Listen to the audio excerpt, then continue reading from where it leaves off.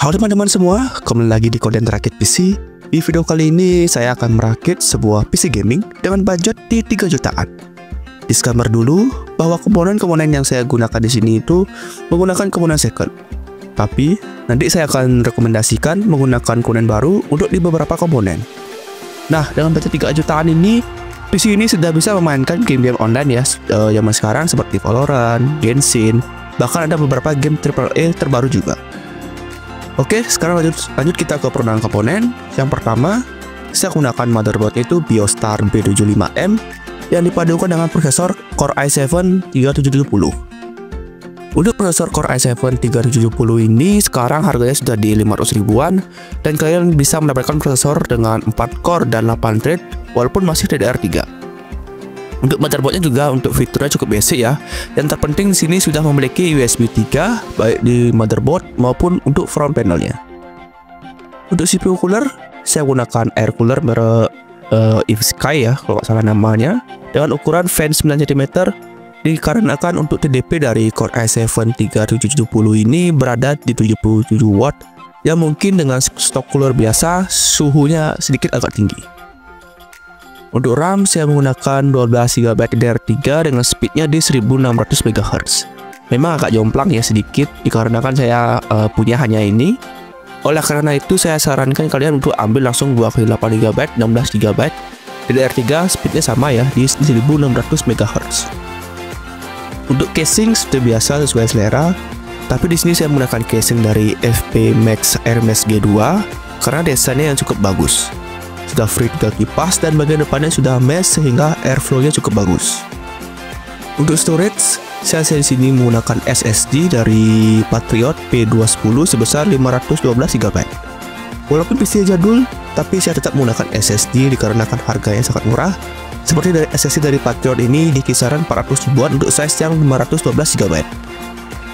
Untuk power supply, sebenarnya ini cukup hanya menggunakan 400 watt saja ya. Tapi di sini saya menggunakan PSU Enlight 500 watt yang sudah bersertifikasi 80+ karena memang saya adanya cuma ini saja. Saya bisa merekomendasikan untuk kalian membeli PSU baru ya, seperti Enlight mungkin yang seri 400 wattnya atau PC cooler KF450 yang sudah bersertifikasi 80+. Terakhir untuk VGA saya menggunakan VGA build up ya, GTX 1050 non TI 2 GB 128 bit GDDR5. Sebenarnya VGA-nya agak kurang worth it ya, karena dengan menambah mungkin sekitar 100.000 sampai 200.000 kalian bisa mendapatkan VGA ya seperti GTX 1050 Ti, RX 570, bahkan bisa mendapatkan GTX 1060 yang versi 3 GB yang performanya mungkin meningkat hampir 50%. Oke, itu dia komponen yang saya gunakan di sini. Untuk list beserta harganya bisa kalian lihat di layar ini. Beberapa komponen ada yang saya rekomendasikan berbeda ya dari yang saya gunakan, tapi performanya tetap sama. Lanjut kita ke benchmark di beberapa game. Di sini kita ada game tes game e-sport dan juga game AAA. Yang pertama ada game Dota 2 dengan resolusi 1080p dan settingannya di low dengan render scale di 100%. Untuk rata-rata FPS itu di 98 fps dengan low FPS-nya di 42 fps. Low FPS ini bisa didapat kalian ketika terjadinya war ya, dengan skill efek yang sangat ramai. Game kedua ada Valorant dengan resolusi 1080p dan settingannya di low. Untuk rata-rata FPS itu berada di 116 fps dengan minimum FPS-nya di 90 fps. Walaupun belum bisa dibilang kompetitif, tapi gameplay yang dihasilkan di sini masih sangat smooth dan tidak ada drop FPS. Selanjutnya ada game Counter-Strike 2 dengan resolusi 1080p dan settingannya di low, mendapatkan rata-rata FPS di 74 fps dengan low FPS di 42 fps. Di game ini juga belum bisa dibilang kompetitif ya, tapi gameplay rata-ratanya masih di atas 70 fps dan low FPS-nya bisa didapatkan ketika terjadi sesuatu yang ramai dan ada efek bom ataupun smoke. Lanjut ada game Genshin Impact dengan resolusi 1080p dan settingannya di high. Untuk rata-rata FPS-nya berada di 49 fps dengan minimum FPS-nya di 40 fps. Kalau kalian ingin mendapatkan rata-rata di stabil di 60 fps, kalian bisa turunkan settingannya ke medium. Lalu ada game GTA 5 versi Legacy ya, dengan resolusi 1080p dan settingannya berada di hack tanpa MSAA dan FXAA. Untuk rata-rata FPS-nya berada di 75 fps dengan minimum FPS-nya berada di 59 fps. Gameplaynya masih terasa smooth ya dan jarang ada drop FPS. Game selanjutnya ada game eFootball dengan resolusi 1080p dan settingan yang berada di low dengan render scale-nya di 100%.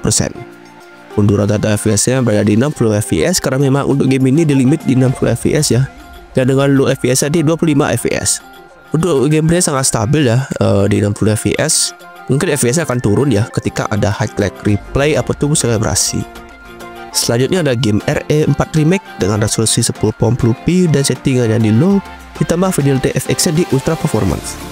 Menambahkan rata-rata FPS-nya di 38 fps dengan minimum FPS-nya berada di 21 fps.